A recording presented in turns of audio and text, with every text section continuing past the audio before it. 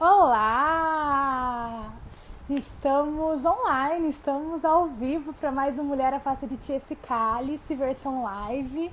E, e em campanha, agora em campanha já, né? Começou essa loucura que a gente inventou, mas que agora é para valer, em campanha. E aqui para falar da importância da mulher na vida política, a importância da gente ocupar esses espaços, a importância que a gente tem ocupando esses espaços. Muitas pessoas falam que vote em mulher, mas a gente está aqui para contar para vocês o que é votar em mulher e que não significa só apertar um número de uma mulher na urna. Tem que ser uma mulher que siga na luta pelos direitos das mulheres, que seja uma mulher aguerrida, com força, com vontade de fazer alguma mudança, com vontade de representar as mulheres mesmo na política. E hoje não poderia estar melhor acompanhada para falar comigo aqui sobre a mulher e principalmente sobre a mulher jovem na política. A gente tem a Ana Júlia Ribeiro.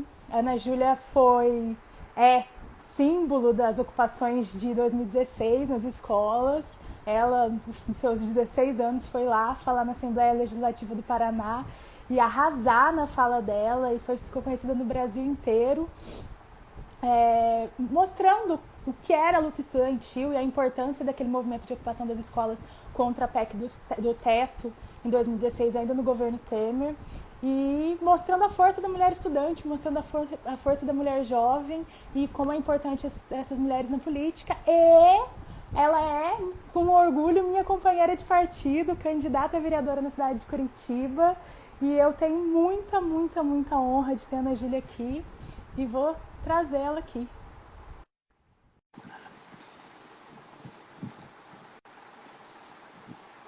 para falar pra gente. Ai.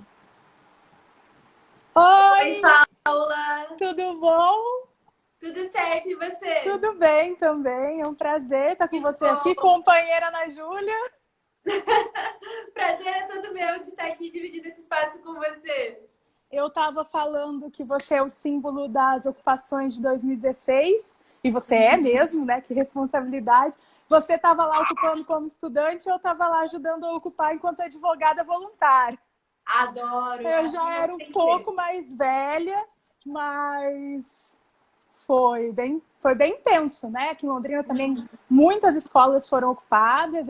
Eu estive desde fazer o meu trabalho enquanto advogada voluntária até cozinhar para a molecada lá. Foi muito divertido, foi divertido mesmo, né? Porque quando você Ai, está que bom! lutando, quando você está no meio de gente tão aguerrida e tão forte, assim, acaba sendo divertido. Apesar de sério, não deixa de ser divertido. Sim. Não, e outra, né? Tem que ser um pouquinho divertido, senão a gente não aguenta a seriedade também, né? Sim, sim. Tem que Mas, ser um Júlia, pouquinho dos dois. eu fiquei muito orgulhosa quando eu soube que você era nossa companheira de partido, que você ia sair nessa candidatura, né? Tava brincando agora, nessa loucura que é a campanha. Mas é divertido também, né? Outra loucura divertida, porque. E sabe que no começo eu não achava que ia ser tão divertido. Eu ficava tipo, meu Deus, vai ser horrível, vou ficar sofrendo o tempo todo, vou ficar nervosa o tempo todo. E depois a gente descobre que dá pra se divertir também, dá pra fazer diferente, dá pra dar risada, dá pra curtir. Então tem sido bom, tem sido uma loucura divertida. Não, é uma loucura divertida, você vai ver. Depois que a mosca azul pica, você já foi picada pela mosca azul da política, depois que ela pica, nunca mais. Ai, meu Deus. Bem-vinda! Eu comecei, eu fui picada na faculdade ainda. Fui devagar, Uhum. você já foi picada na escola, então tá ótimo. Então já não tem mais volta mesmo. Não tem mais volta. Mas vamos lá, então. Vamos falar um pouco de pessoas não, mulheres jovens na política. Como é isso para Uhum. você? Como você começou? Como você entrou no movimento? Era uma ideia política mesmo? Não, eu vou entrar para lutar? Ou você entrou, caiu de cabeça e aí depois formou-se politicamente? Uhum. Então, bem, eu acho que eu comecei mesmo assim, tipo, olhei e pensei, putz, eu adoro política, vou me envolver nisso mesmo. Foi depois, assim, logo depois das ocupações, né? Eu já gostava antes, já discutia, já fazia. Eu comecei a ocupar minha escola mesmo por uma compreensão do momento que a gente estava vivendo, que a gente precisava lutar, a gente precisava defender a escola pública. a gente precisava ser contra a medida provisória, da reforma do ensino médio. Então, foi muito um processo mesmo de conscientização, né? Eu sabia exatamente por que a gente estava ali. Mas depois, eu acabei conhecendo outras coisas que eu não sabia. Acabei conhecendo mais da política partidária, da política institucional. E ali eu primeiro, assim, pensei, tipo, beleza, eu quero continuar trabalhando nisso, tá sendo legal, tô conhecendo várias pessoas, tô conhecendo várias coisas, tô aprendendo muito. Mas daí até então eu não militava, não me organizava em nenhum movimento específico, né? Eu era muito mais ativista da educação pública do que alguma outra coisa.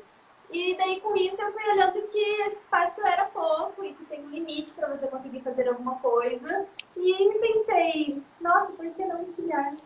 Por que não dar um outro passo, né? Por que não ir um pouco mais além, fazer uma política partidária também, que é importante, eu considero que é uma das maiores ferramentas que a gente tem na democracia.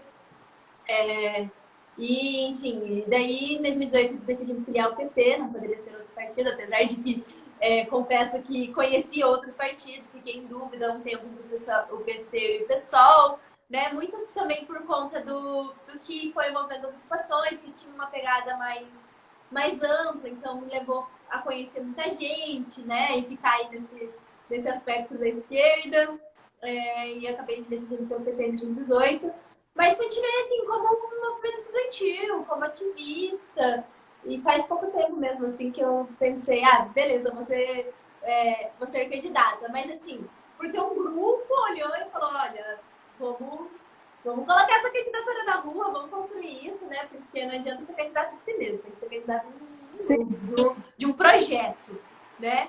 E daí foi um pouco disso. Então aí, há um tempo, tá sendo divertido. Você começou a construir sua pré-candidatura cedo esse ano, né? Nem no começo do ano, pelo que eu andei sabendo. Eu já comecei a construir minha pré-candidatura um pouco mais tarde. Mas conta pra mim como é que tá a tua campanha, quem que é esse grupo de pessoas, quem tá junto com você, a juventude que eu sei.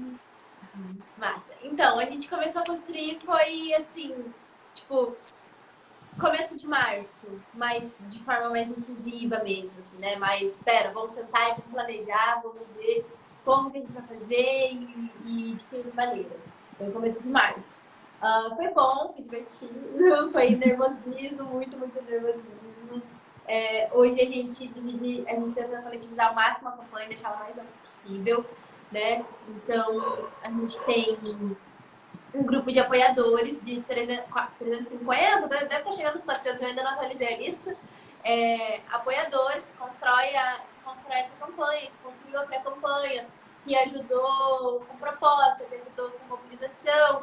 Então, hoje a gente está nesse nível, assim, preparando, assim, boa parte das coisas já estão preparadas, né? Porque já estamos em campanha, inclusive você que é discutível, por favor, venham conhecer nossas propostas, né? São bastante, vote no 313. Mas a gente, enfim, né, já deixou muita coisa já preparada, arrumada, e agora os últimos detalhes pra gente ir de fato ir pra rua, no sentido figurativo e literal. Porque a gente conhece, né? E assim, se a gente se limitar somente à campanha online, a gente não vai estar conversando com uma parcela muito importante da população. E daí a gente precisa conseguir fazer as campanhas com todo cuidado, com todo o distanciamento, com as proteções e tudo mais, mas conversando com as pessoas, né? Indo onde as pessoas estão, porque a maioria delas está trabalhando, está tendo outras atividades, então é preciso a gente fazer esse diálogo também, né? Mas a gente também tem usado muitas redes sociais, né? Principalmente o WhatsApp, o Instagram e o Facebook, tem conversado com as pessoas por ali e tem trazido essas pessoas mais para perto, né? Então, isso é um processo muito bom, onde a gente bateu os materiais, onde tá todo mundo nervoso, todo mundo não sabendo o que fazer. E agora, esses primeiros dias, eu não sei pra você, mas pra gente aqui tá bem assim um processo burocrático de abertura de conta, né? De deixar tudo certinho. Essa parte as pessoas acham que é um glamour, né? É o candidato, então vai lá, faz tudo. Não, a gente fica aqui abrindo conta, dá problema em certidão, busca não sei o quê, manda documento para cá, para lá. É uma parte chata, mas que depois que vai também, né? E tem a parte boa da campanha, que é essa parte de conversar com as pessoas, de entender as demandas das pessoas, de ouvir. Tem muita...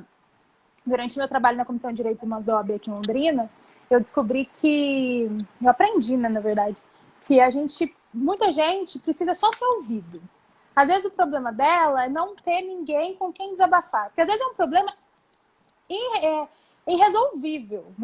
Vou dar o exemplo da pessoa encarcerada. Às vezes o problema dela é um problema que a gente precisa de uma política pública e de uma mudança na estrutura do Estado tão gigantesca que não sou eu, na Comissão de Direitos Humanos, que vou lá mudar isso. Claro que eu, enquanto política, posso, mas eu, enquanto advogada, integrante da comissão, não poderia fazer. Mas só do fato de você estar lá e ouvir, às vezes ouvir história, ouvir, olha, que eu tô dormindo em 8, num lugar que cabe 5 ou cabe 3, já faz toda a diferença. Então é isso, essa parte da campanha é uma parte muito, muito gostosa também, que é a parte que você escuta as pessoas, entende de verdade a cidade, entende de verdade a necessidade das pessoas, o que elas têm para pedir, o que elas têm para falar, e aí a hora que elas se sentem representadas também, né? Porque é difícil a gente ver uma menina, eu vou falar menina, mas não é menina, né, gente? Uma mulher de 20 anos, 20 anos que você tá? Oi? Você tá com 20? Tô com 20. É difícil a gente ver uma mulher de 20 anos com coragem de fazer isso aqui. Com coragem de colocar o seu nome à disposição e colocar a sua cara para levantar uma bandeira e uma causa que, infelizmente, a gente vive tempos muito obscuros nesse país, né? Então, não é uma causa fácil de se levantar, né? Não é uma bandeira fácil de se segurar. Então, a gente tem uma pergunta aqui, eu já vou fazer porque é fácil. Beleza. Rafael. Ana Júlia, se você se formou no movimento estudantil, conta como está hoje. Você sabe como o movimento tem se pautado nesse ano desastroso?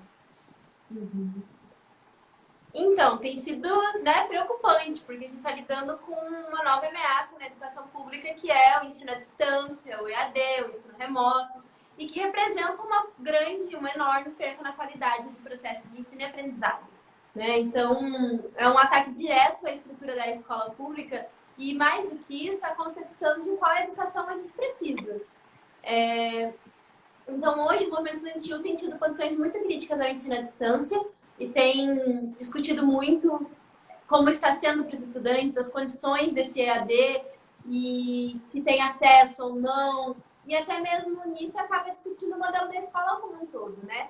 Então, no momento hoje, os estudantes têm se pautado muito em relação ao ensino EAD e a pauta do Enem, que a gente conseguiu adiar e tudo mais, mas, assim, não se tem muitas notícias de como vai ser, de quais as medidas de segurança, né? Então, tem sido um pouco disso. E foi mais forte no começo do ano, porque estava mais recente, porque é quando estavam implementando. Mas a questão do EAD tem sido muito forte, tem criticado muitos estudantes, né? Inclusive, assim, esse ano é um ano letivo perdido, infelizmente, mas não tiveram coragem de assumir isso lá atrás e agora vão ter que arcar com o fato de que os estudantes não aprenderam nada.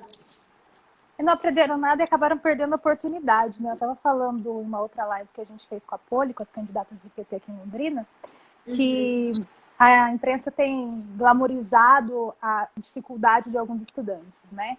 Então, a gente vê sempre uma reportagem de um menininho ou de uma menininha de 7, 8 anos de idade que andam não sei quantos quilômetros para chegar no meio de uma lavoura onde o pai e a mãe construíram uma cabaninha, porque lá é onde pega o melhor sinal de celular para ele poder fazer a aula EAD dele.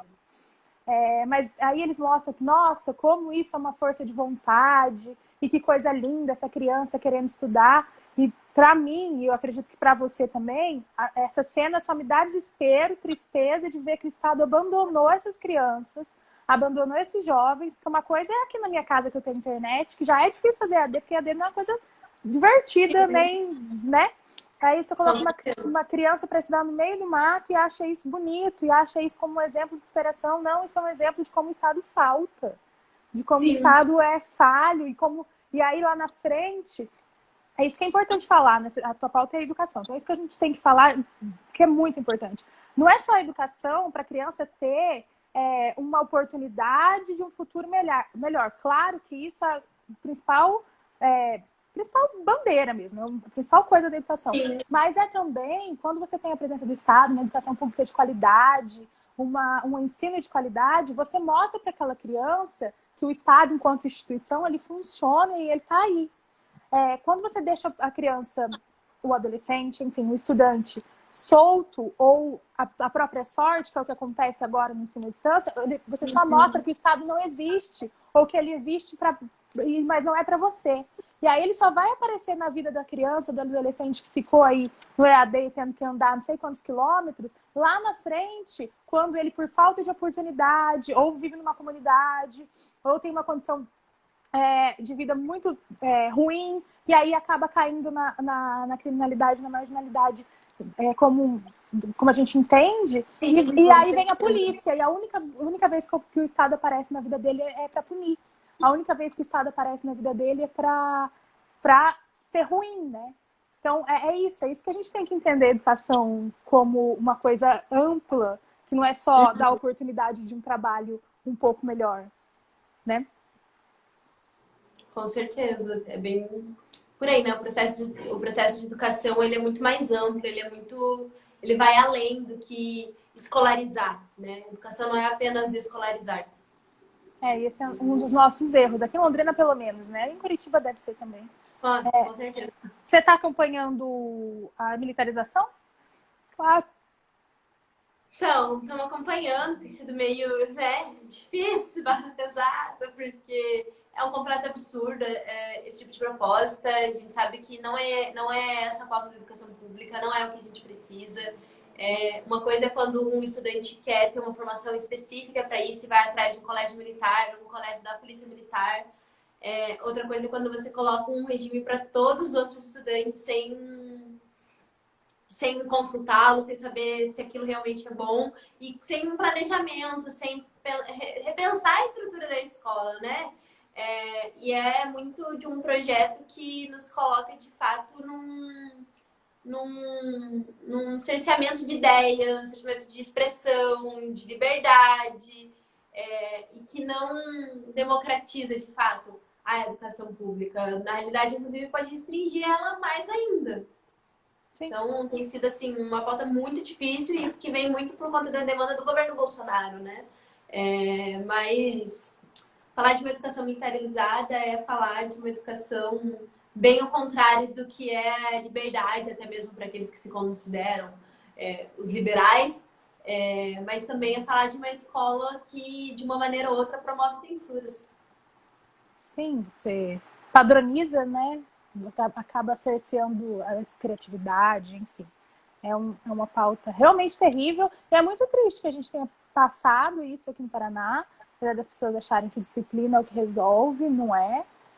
Eu acredito que não é assim. Se fosse disciplina por disciplina, um presídio ia resolver tudo, e não é isso que acontece. Me fala uma coisa, Ana Júlia. Claro. Quais as dificuldades que você enfrenta na política, sendo jovem? Porque eu já sei as dificuldades que você enfrenta sendo mulher, mas sendo uma mulher muito jovem, o que você tem enfrentado por aí? Bem, primeiro que acho que você deve enfrentar mais ou menos as mesmas dificuldades, porque você também é super jovem. Não, eu já sou uma jovem idosa jovem. Eu tô na terceira idade da juventude. Eu tenho 31. 31?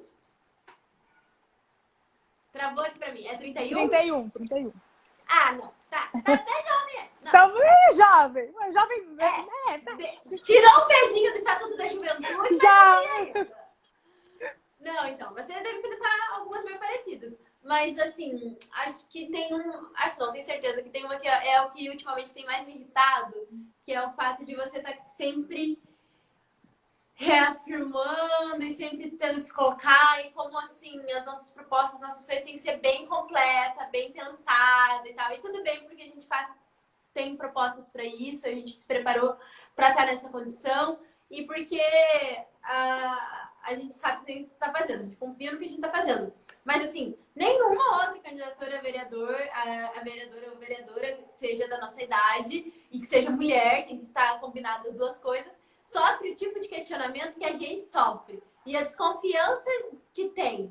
Então, isso tem irritado muito, né? Agora, algumas outras coisas eu tenho lidado melhor, porque chega um momento que a gente aprende que não tem que ligar ou que a gente sabe que a gente pode discutir de igual para igual e tá ok, né? Tá tudo bem. A gente tem condições de discutir de igual para igual. A gente sai da posição de ficar com medo, ficar constrangido e começa a se colocar mais. Mas com toda certeza, a questão de estar sempre tendo que reafirmar e validar com inúmeros argumentos e validar com algum argumento de autoridade, coisas assim, é o que mais me irrita, é o que mais me deixa, tipo, muito bravo. É muito triste, né? Enquanto mulher também, mas enquanto novata, porque além de tudo somos novatas na política partidária, né? Minha primeira candidatura também. Você sempre visto como, essa menina aí não sabe muito bem o que está fazendo, vamos falar o que ela tem que fazer, do jeitinho que ela tem que fazer.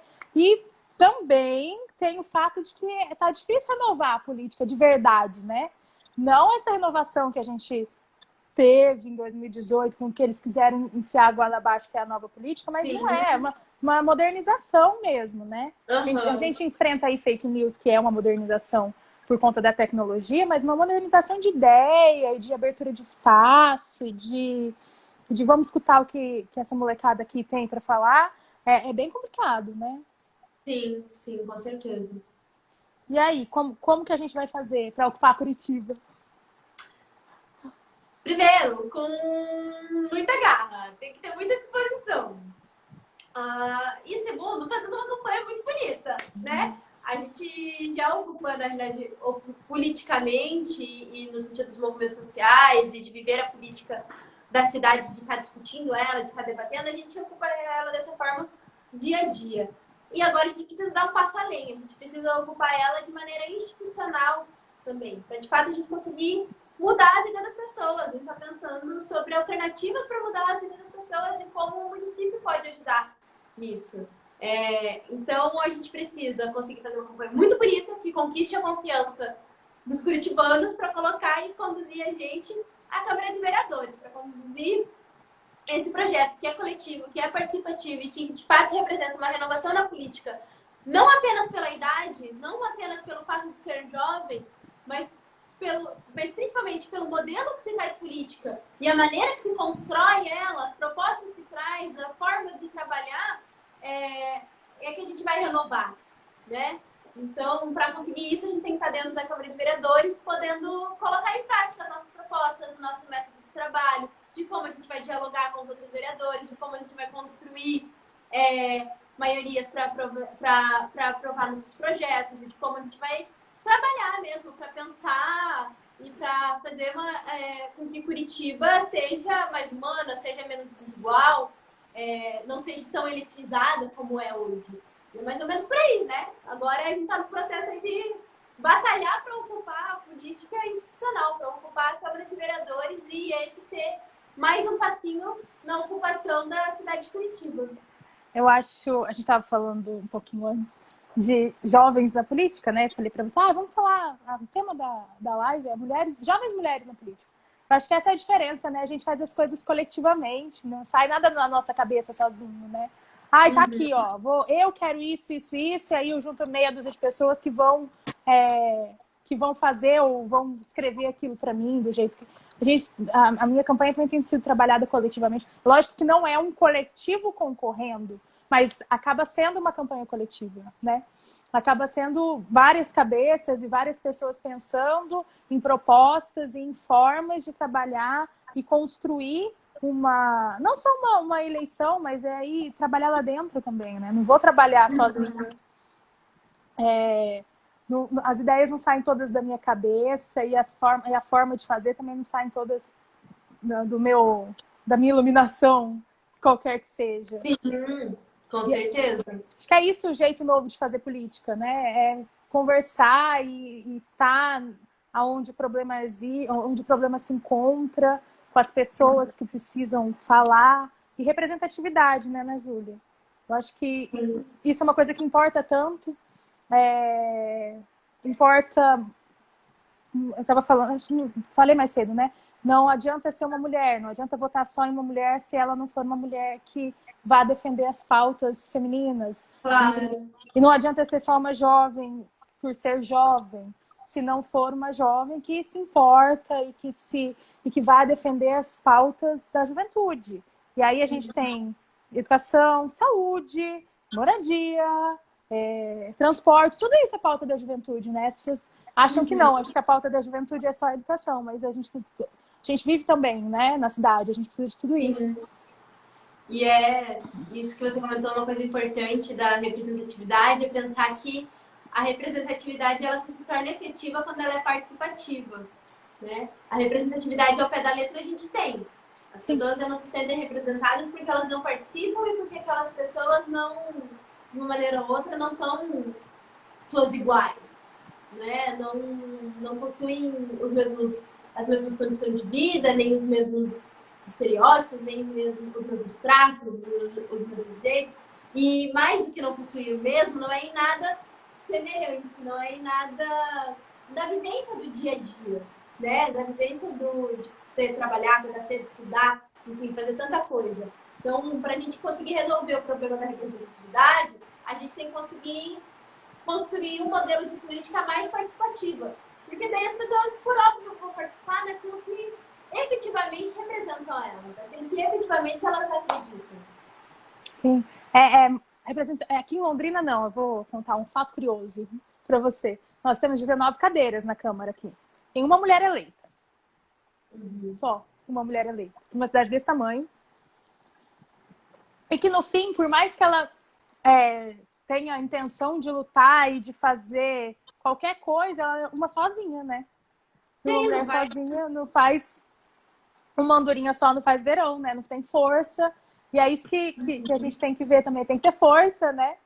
Tem que ter coletivo, tem que ter construção, tem que ter essa noção de coletividade mesmo. Né, Júlia? Você está na faculdade. A pessoa está parecendo que está fazendo uma entrevista, mas não é. É porque eu acho que daí a gente vai colocando as propostas, né? E o que tem. Você faz filosofia que você faz na FR? Eu faço filosofia na Federal e direito na PUC. Tá. Então tá. Vou te contar uma história. Eu entrei na faculdade em 2007. Logo no comecinho do segundo mandato do Lula. E saí da faculdade em 2011. Era uma maravilha, menina. Uma paz, tranquilidade institucional. A gente não tinha que brigar por nada. Tava tudo lindo. O povo tava preocupado com Ciências Sem Fronteiras que ia fazer, o intercâmbio. O máximo que a gente tinha que brigar era o RU que aumentou 10 centavos. Era isso. Tinha investimento para educação, tinha... Tava tudo bem. Aí eu saí, tava tudo bem ainda, em 2016 você sabe o que aconteceu, né? E aí virou isso que virou. Como é que tá para você, assim, enquanto estudante? Porque você não é só a política, né? É que agora parou, então... Olha a sorte mesmo. Vamos falar que às vezes tem umas coisas que dão... que o errado sai certo. Porque agora parou, você pode se dedicar só a tua campanha, ou majoritariamente a tua campanha. Mas como que é ser uma estudante e estar aí nessa luta? E o que você acha que dá para melhorar enquanto vereadora para os estudantes universitários? Já que a educação superior não é uma coisa que seja de competência do município, né? Mas... Não é de competência do município, mas o município pode pensar em alternativas de aproximar os estudantes universitários da convivência na cidade e de ocupar a cidade, de estar vivendo a cidade. O Curitiba tem muito esse defeito, né? A galera como um todo, a juventude como um todo, não vive a cidade, assim. Tipo, não tem rolê, não tem um lugar mais rural, uma coisa assim. Não tem, às vezes, atividade. Então, a prefeitura pode muito bem pensar em ações, em atitudes que aproximem mais os estudantes universitários e que, inclusive, trabalhem, às vezes, no âmbito do que eles estudam mesmo. Mas que também pense em lazer, pense em cultura, pense em outras coisas, né? A gente tem tentado debater, e a gente criou um aqui para debater, de pensar uma liga universitária na cidade de Curitiba, pensando mais ou menos como se fosse um grandes jogos jurídicos, mas para a cidade, pensando nos cursos, pensando como se fosse um festival, alguma coisa assim, tentando aproximar esses estudantes. E também pensando na realidade nessa conexão com os esportes, que tem muitas vezes nas universidades, por conta das atléticas, por conta das baterias, das líderes de torcida, e que às vezes não são todos os estudantes que conseguem participar, ou parte do que queriam, gostariam de participar, não conseguem, porque existem limitações, porque não tem onde treinar, ou porque não pode ajudar a pagar o espaço para treinar, ou por conta do horário, que é muito restringido porque não tem condições. E se a cidade, né, apoiasse tipo de atitude dos estudantes, pensassem como construir esses processos junto com eles e como incentivar o esporte, poderia ampliar, inclusive, mesmo esses espaços, né? Então, a gente tem tentado pensar de que maneira a gente poderia colocar em prática uma proposta legislativa nesse sentido, pensando num uso melhor de quadra, de lugar para treinar. Então, a gente tem com cuidado, né? Porque tem a competência do vereador, a competência do legislativo, mas a gente tem tentado colocar em prática uma proposta de pensar numa liga universitária para a cidade de Curitiba. Ai, que inveja! Também quer. Ah, mentira. Aqui em Londrina, como é uma cidade majoritariamente universitária, nós temos as atléticas se autorregulam. Mas é uma boa ideia, porque é uma boa ideia enquanto você faz.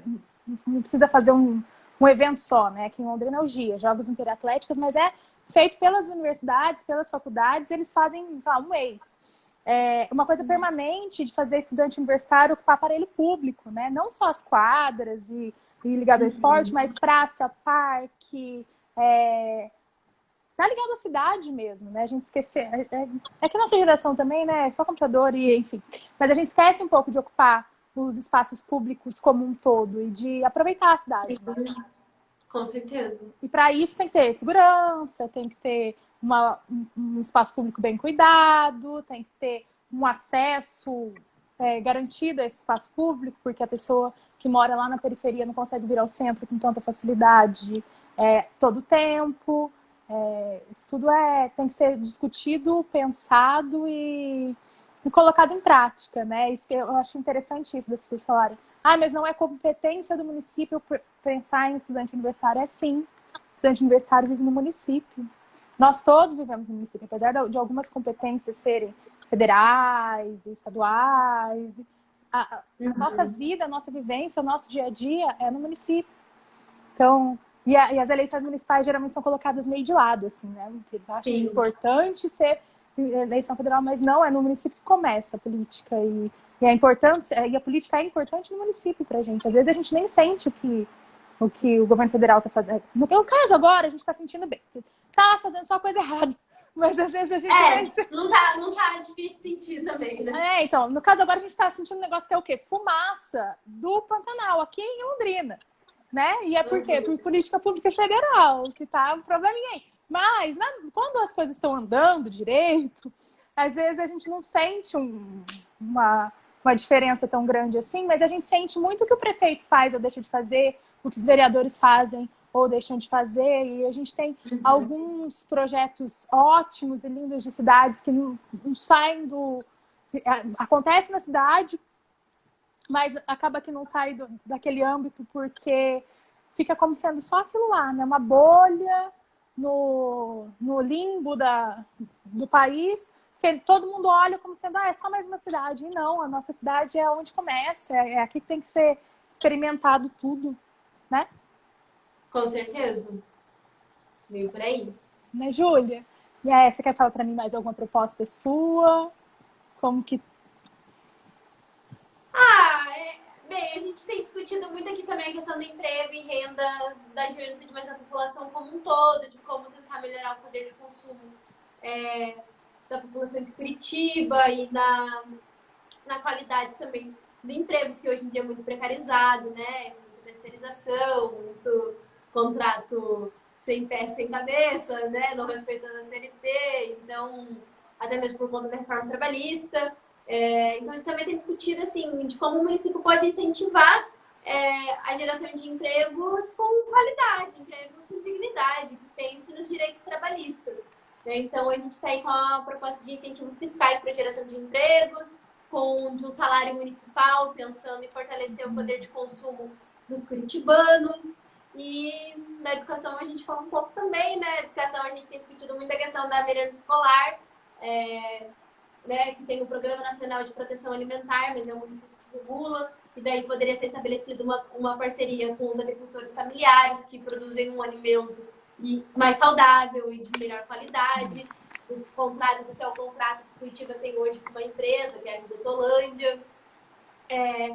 Pensando também em destinar 2,8% do PIB municipal para a educação, que é a meta do Plano Municipal de Educação de Curitiba, mas que não tem sido colocada, né? Que na realidade a meta é para fechar em 2026 e a nossa proposta é para fechar antes. É para conseguir investir esse valor antes, destinar esse valor antes.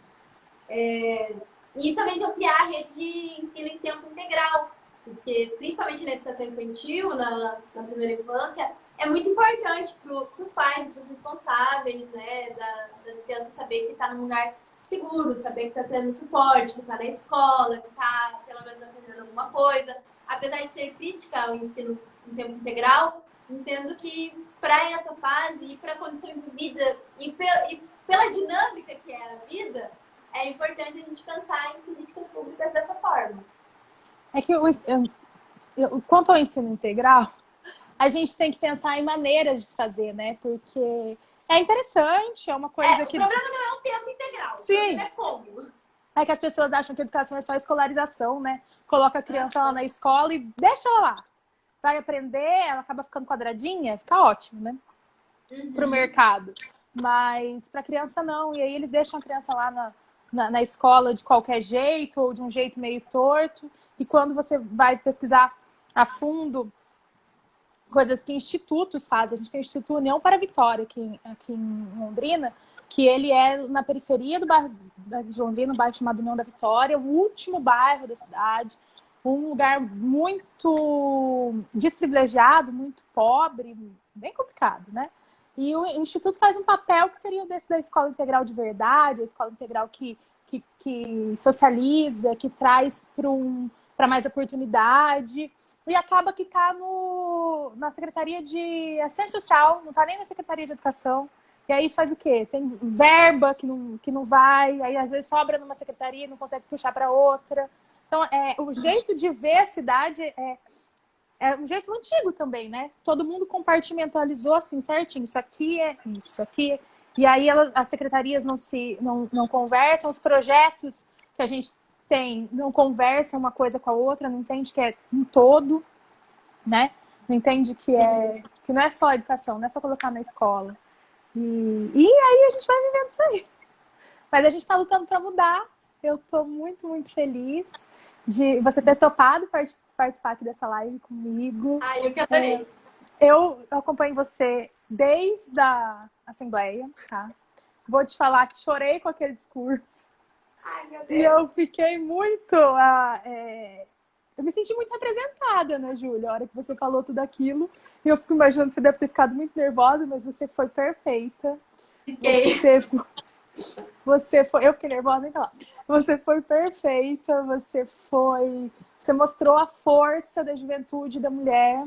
E isso é uma coisa que eu tenho notado e que a gente conversa muito aqui em casa. A gente conversa muito sobre como as grandes lideranças, sobre como o mundo, as grandes lideranças atuais são femininas. Até a Malala aí atrás de você, a gente tem você. A gente tem Manuela Dávila, que, veja bem, começou no movimento estudantil lá atrás. Foi a vereadora mais jovem eleita em Porto Alegre.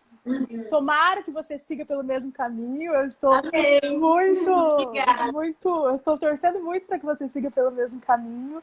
E é isso. E essas lideranças, esses destaques, a Greta, aqui no Brasil a gente tem a Manu, tem você, porque você é uma liderança nacional, né? Você não é apenas um rostinho curitibano ou paranaense. E é isso, as mulheres estão ocupando a vida pública e a política de um jeito na marra, né? Mas na hora do voto... Tem que, né? A gente ocupa na marra porque aparece. Mas isso é uma coisa muito importante. Que na hora do voto essas mulheres têm que estar lá também. A gente tem que subir na tribuna de verdade como mulher eleita. Para poder falar como Marielle falou. Você vai escutar a voz de uma mulher eleita e vai aprender a respeitar também, porque é muito importante. É fundamental, eu diria, que é para que a gente evolua enquanto sociedade, enquanto seres humanos. Então, eu estou muito feliz com a tua candidatura. Eu desejo para você toda sorte no mundo. Que você faça uma campanha linda e que você ocupe Curitiba e a Câmara dos Vereadores. E aí, quando você for fazer um discurso, manda um beijo para mim. Quando você for falar mal de alguém lá também, me chama. Opa! Tá dentro já. Então, parabéns, boa sorte. Em Curitiba, qual que é o teu número? 13013. 13013. Ana Júlia, aqui em Londrina, gente, eu sou uma pessoa de Londrina, né? Seu número pra 13333. gente. 13333, que eu falei que é o 13, Adoro. 13 meio besta. Vai! Vai! Mas é isso, gente. Então, muito obrigada. Paula, eu que agradeço. Boa Obrigada, sorte. de verdade. Adorei conversar com você, adorei te conhecer mais, assim, mesmo que meio online, pessoalmente. A gente não sabe mais se live pessoalmente, se não é. Muito obrigada, gostei muito mesmo da conversa. Estou sempre à disposição. Desejo muita sorte para você, muita garra. Quero muito te ver eleita dia 15. E me chama também quero participar de uma casal por aí. Vamos construir. Muito obrigada, um beijo, boa sorte. E aí a gente vai junto. Eu tô achando essas redes ótimas. Queria falar que a Ana também, minha marqueteira, minha amiga que faz a minha arte, andou dando uma copiada. Porque a gente achou ótimo ocupar Curitiba. Falei, vamos ocupar Londrina também, então, que achei lindo. Adorei. Um beijo, querida. Muito obrigada. Beijo, eu que agradeço. Tchau, tchau. Tchau. Acho que você tem que sair.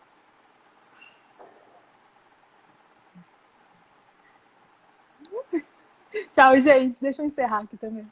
Gente, muito obrigada.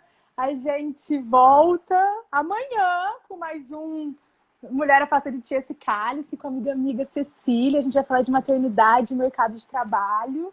Então, a gente se vê amanhã. Um beijo e Mulher Afasta de Ti Esse Cálice.